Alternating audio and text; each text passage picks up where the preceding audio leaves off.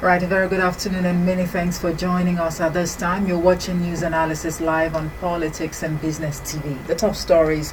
President Bola Tinubu calls for the establishment of a regional counter-terrorism center. Inspector General of Police Kayode Egbetokun opposes the establishment of state police. The federal government proposes 18 years as entry age for admission into universities and other tertiary institutions of learning. Details coming up shortly.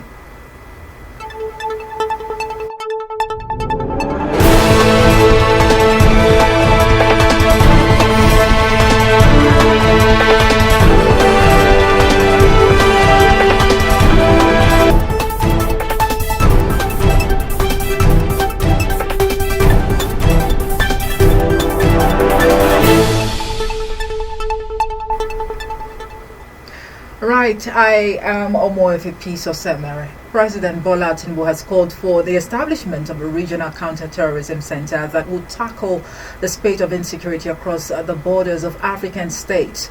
Tinubu made the call at the unveiling of the African Counter-Terrorism Summit organized by Nigeria with support from the United Nations Office of Counter-Terrorism, where he said the center will serve as a hub for intelligence sharing, operational coordination and capacity building throughout Africa. According to him, Africa must take a comprehensive approach to combating terrorism, not only through might, but by addressing the root causes of the scourge, like marginalization, poverty, inequality, and social injustice. President Tinubu explained that while seeking to address the root causes of terrorism, Africa must also attack the roots that feed its evil branch, like ransom and illegal mining, as terrorism evolves and perfects ways to continuously finance, re-equip, and resupply itself for its sinister mission.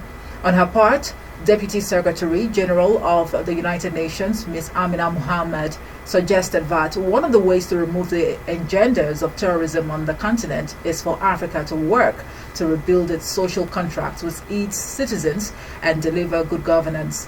Mohammed also stressed the need for providing support and healing for those impacted by terrorism. Speaker of the House of Representatives, Abbas Tajuddin, has said that decentralized policing is not alien to Nigeria.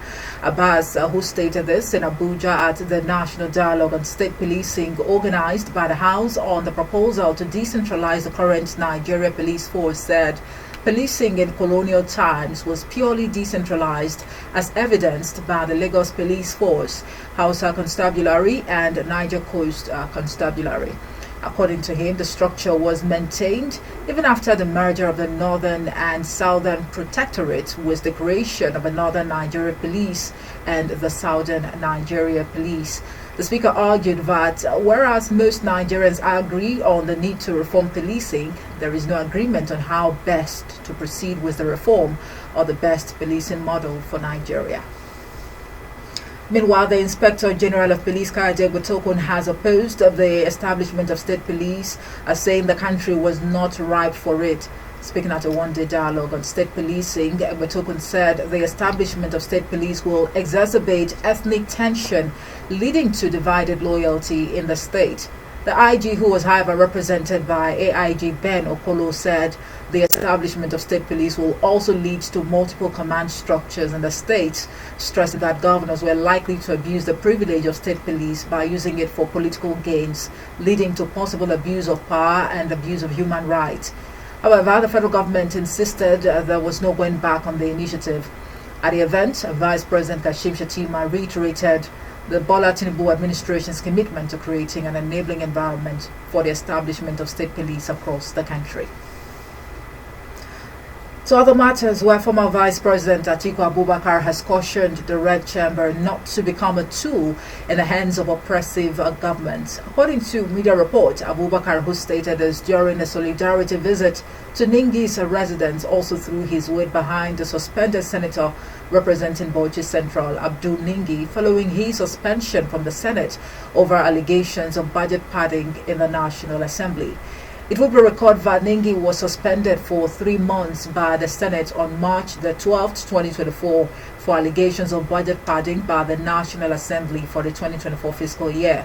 However, the 2023 presidential candidate of the People's Democratic Party noted that this agitation started during the military era, stressing that it is essential that public institutions, especially the National Assembly, do not become a tool in the hands of oppressive governments. The former vice president added that the interest and protection of Nigerians in a democratic setting are reflected in the integrity of public institutions such as the National Assembly.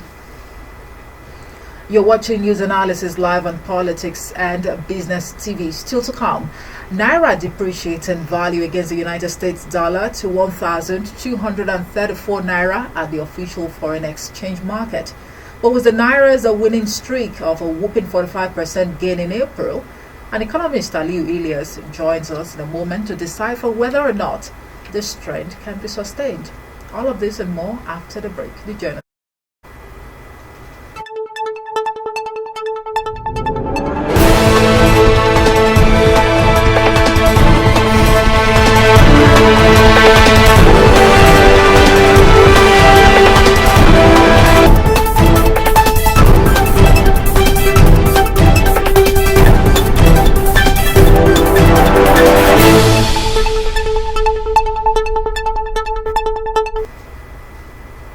Alright, welcome back. You're watching News Analysis live on Politics and Business TV. To Education Matters now, where President of the Academic Staff Union of Universities, Professor Emmanuel Usudeke, has described the proposition by the federal government to adopt 18 years as the entry age for admission into universities as a welcome development. Recall that the Minister of Education, Professor Tahir Maman, had on Monday said the federal government is considering the adoption of 18 years as the entry age for admission into universities and other tertiary institutions of learning.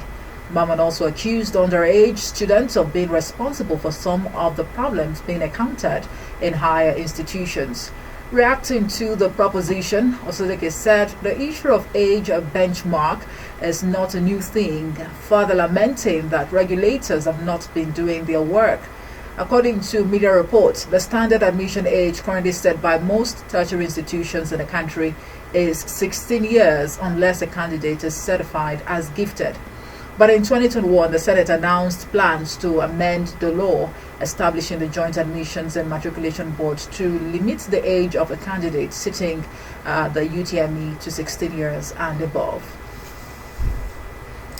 Now let's talk business. Data obtained from FMDQ Securities Exchange has shown that the Naira depreciated in its value against the United States dollar to 1,234 at the official foreign exchange market yesterday. The exchange rate means the Naira fell by 65 Naira or 5.26% from 1,169 Naira to the dollar recorded last week Friday. The local currency had strengthened to around 1,072 Naira on Wednesday, as traders projected the Naira could trade below 1,000 Naira per dollar for the first time. However, the latest drop appears to coincide with the remarks of the Apex Bank, Yemi Cardoso, who stated that the intent of the bank was not to defend the Naira when asked about the sudden drop in external reserves. But this is as the governor of the Central Bank of Nigeria said the Apex Bank's FX reforms have made the Naira the best performing currency globally. Cardoso, who stated this in a briefing on the sidelines of the just concluded World Bank and IMF spring meetings in Washington, D.C., United States, said the CBN's foreign exchange reforms are paying off. Nigeria's currency lost massively against major currencies in the past few months. However, Cardoso said April saw the Naira emerge as the best performing currency globally, as it was supported by bullish sentiment from leading international investment institutions. In his words, I quote, FX market is experiencing robust activities with turnover reaching levels not seen in over 7 years. I'm being joined by an economist, Aliyu Ilias, to discuss whether or not the gains recorded by the Naira can be sustained. Good afternoon to you. Thank you for joining us. Good afternoon, and thank you for having me. Right, so much has been going on, at the currency market, but it looks like we're actually on the right, path or track, if you like, with the gains that have been recorded by the Naira so far. I mean, what exactly could be the brain behind the audacious comment made by the CBN governor that the Naira is, the best performing currency globally at the moment. It is quite expected, having gone through a lot of challenges. You recall that when the new CBN governor took the CBN headship, you recall that he actually faced a lot of problems, and he actually put a lot of policies-related issues and actions to make sure that they tamed the challenge of Naira. However, it's not yet Uhuru, because if you look at the issue now, it's like they have actually reversed one of their policy tactically, which is the floating of Naira. They now have a way of controlling. Now they have reduced the BDC from 5,680 something to about 1,000 plus now, and they now they now peg the Naira now, right. unlike willing buyer and willing seller. So I think that gives them, and you also see that the diaspora remittance also came in like never before. You agree with me that it's because of the value of dollar that makes people to come and invest more, which is negative to us but positive externalities. Well, isn't that a cosmetic approach? Right, it's a pure cosmetic approach. But moving ahead, I think we are not saying we have got to where we are, but I can assure you it cannot move to 1,900, because some, even perception, in terms of perception, people will still not go and expect up to 1,900. But we have not actually solved the fundamental problem. We must solve our legacy issue in Nigeria to have, and that's why we always when you canvas. Say legacy issues, what do you mean? Right, we have always canvassed that there should be a short-term plan, medium-term plan, and long-term plan. Right. Now, the legacy issue simply means that we have issue of diversification of the economy, we have issue of insecurity, we have issue of inflation. So these things cannot, you cannot solve foreign direct forex problem without solving the legacy and internal issue. Indeed, some analysts have actually stressed the need, for caution, especially on the part of the Apex Bank, knowing that there are a number of challenges that actually abound. But do you think this ranking was paid for? Right. Well, with caution optimism, I wouldn't say it's paid for, but I can agree with you that during this April, you actually see it's not a new thing. It's just a issue of functioning. That okay, which Naira is gaining value, which currency is gaining value, and which one is losing value. We can as well be the most currency that has been losing over time. So I think it's not being paid for. It's quite well deserving. In fact, I can give accolade to Kados, because you look at things like they listen a lot to people's comments and whatever, and they're making use of it. However, they should look at the major problem and solve it, and they should stop increasing interest rates. All right, we'll definitely get to that. But talk us through the indices that must be considered, when asserting rankings of this nature. The basic one is just the value Naira are achieved within that period. Then they will put it side by side with other international currency. It's quite a short period of time. Is that enough to say that that was quite a robust experience with turnover reaching levels not seen in over 7 years? Right. How the fact is that there could be ranking for a day, there could be ranking for a week, there could be ranking for a month, there could be ranking for a year, there could be ranking for 10 years. So in that case, it could be for a month or for 20 days. So, and perhaps they want to sing their own song as well. So if I'm the head what do you mean by that? They want to sing their song. If I'm ahead of an organization and we are doing well to an extent, I have to say to the world that yes, we are doing well. So I think let's give it to them and let them keep the good work. If you agree that some level of gains, were recorded in the months of April. April is still ongoing, although these are the last days of April. But how has that, reflected or impacted the economy? You still have the prices of things skyrocketed, and that's what our job is as an economist. You have to look at the macro economy. How has it affected the market? But I can tell you cannot see the reflection yet, because it has to be sustained, and that is the question. And can they sustain it? Naira has dropped up to 950. Dollar has dropped up to 950. Now it's 1,230 something. Right. That simply means they have not been able to sustain it. So you cannot see the reflection. It must be sustained for at least 2 months, because if you buy that's goods, a long time. That's if you buy goods from your manufacturer and you still have them on the market until you sell the one on the shop. When you go back to purchase, that's when you now sell at the purchasing price relatively. So for now, it cannot reflect. So Nigerians should still brace up and face the challenges as it were. Okay.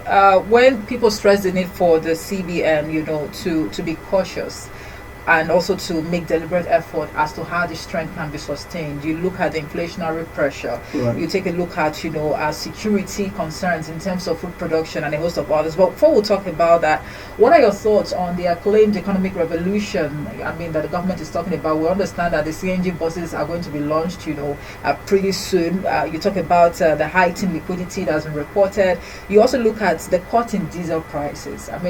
That is one remarkable thing that a number of Nigerians have been talking about, that this is definitely going to drive or push down inflation.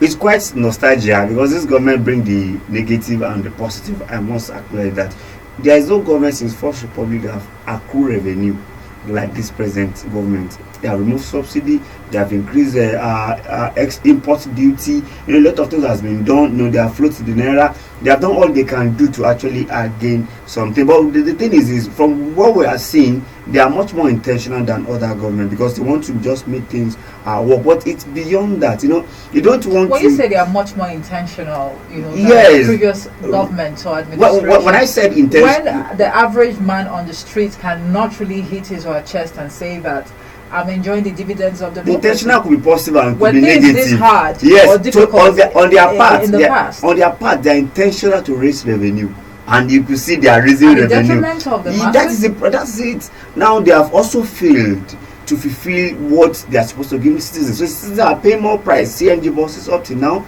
Nigeria refinery not also working. So it's as if they are interested in their own benefits to accrue more. But I must tell you as an economist, all what they are accruing is more eroded by the challenges of the forex. Because if you are accruing 1 trillion naira and does not have value, it simply means you are not doing anything. So they have to strategize and make sure that they do what we add positivity to human, because human factor, you must also always put human factor in whatever you are doing, and that's the reflection of the issue of fuel subsidy removal. It has impacted on food supply chain. If I bought a goods food in Bauchi and I want to take it to Lagos, the price of transportation is much higher than even the goods itself, and it's going to, as a seller, I will transfer the cost of transportation into what I'm going to sell, right, and it's going to be very expensive. Let's digress a little bit. What are you hearing about the Port Harcourt refinery? So much has been said about that. Well, you will recall that they told us, in fact it was Labour